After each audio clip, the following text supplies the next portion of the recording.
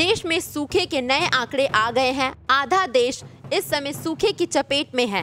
हैरत की बात ये है कि अभी कुछ महीने पहले ही देश में कई जगह बाढ़ की खबरों से मीडिया भरा हुआ था। खास तौर पर केरल में बाढ़ से तबाही हमारे सामने थी।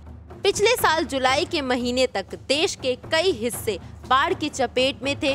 देश का मौसम विभाग सामान्य वर्षा का अनुमान लगा रहा था।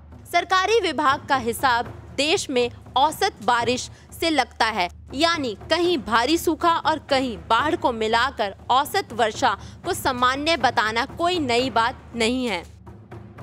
याद करें तो पिछले मानसून ने तय समय से 2 हफ्ते पहले पूरा देश कवर कर लिया था। सामान्य वर्षा के आंकड़ों के बीच उस समय बारिश का पानी नदियों को उफनाता और तबाही मचाता हुआ समुद्र में चला जा रहा था। IIT गांधीनगर की वाटर एंड क्लाइमेट लैब ने इस साल भारत में सूखे की स्थिति के आंकड़े जारी कर दिए हैं। उसके मुताबिक इस समय देश का 47% हिस्सा यानी करीब आधा देश सूखे की चपेट में है।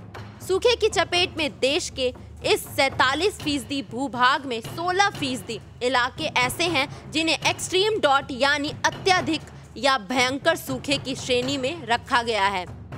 असामान्य वर्षा पर इसी साल यानी 2018 से 19 में सामान्य वर्षा पर सरकारी संतोष जताया गया था और इसी साल सूखे का संकट खड़ा है। आंकड़ों के जरिए ही पता करें तो इसका कारण ये निकलता है कि बारिश के दिनों में असमान वर्षा हुई थी। 4 जोन में बटे देश में अलग अलग जोन के आंकड़ों में बड़ा फर्क था, लेकिन सबको मिलाकर और औसत निकालकर स्थिति सुखद बता दी गई। विशेषज्ञों का मानना है कि ये स्थिति आने वाली गर्मियों में बड़ी मुश्किलें खड़ी कर देंगी।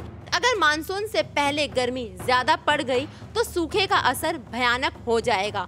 उसके बाद इस साल कैसी वर्षा होगी इसका भी कोई सटीक अनुमान नहीं लगा सकता, लेकिन इतना तय है कि अगर कम बारिश होती है तो हालत और ज्यादा भयानक हो जाएंगे। कम बारिश का सीधा असर अभी से गंभीर स्थिति में पहुंच चुके भूजल स्तर पर पड़ेगा। आज की हालत में भी सूखे वाले इलाकों में सबसे ज्यादा बुरा असर भूजल के स्तर पर ही पड़ा है।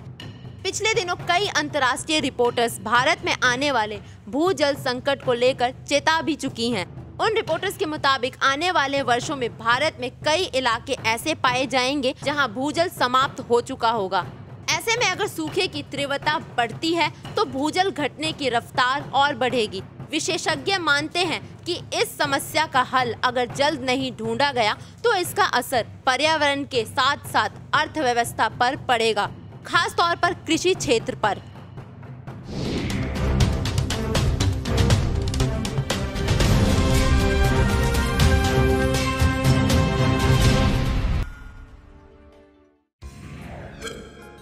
Market times TV mobile apps पर भी मौजूद है।